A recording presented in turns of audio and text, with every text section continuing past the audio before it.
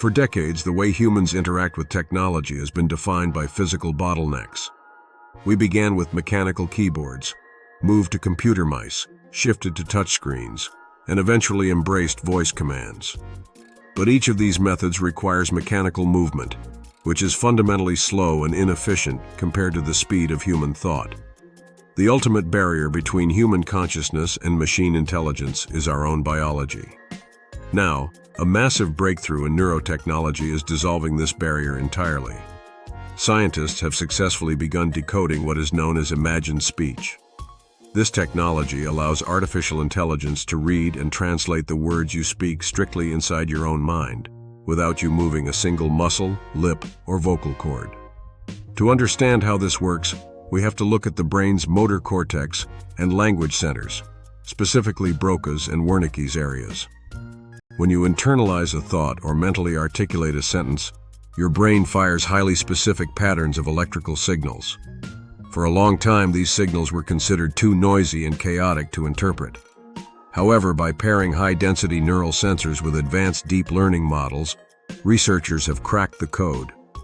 When you mentally say a word, the AI recognizes the corresponding micro-impedance and neural footprint, translating it into digital text or synthetic speech in less than 10 milliseconds. Historically, achieving this level of accuracy required highly dangerous invasive brain surgeries to implant silicon chips directly into the gray matter, similar to early clinical trials by companies like Neuralink. But the real revolution of this era lies in non-invasive hardware. Scientists are now utilizing atom-thin materials like graphene. Graphene sensors possess incredible electrical conductivity and flexibility. Built into the lining of ordinary consumer headphones or lightweight headbands, these sensors can read high-resolution neural data straight through the skull, eliminating any need for surgery. The immediate impact of this technology is profoundly humanitarian.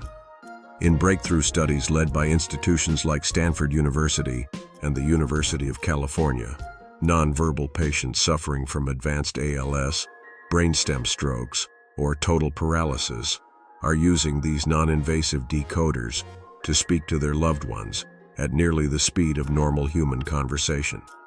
However, as this technology moves into the consumer market, it brings an unprecedented existential crisis regarding mental privacy. Throughout history, our inner thoughts were the only truly private space left to us.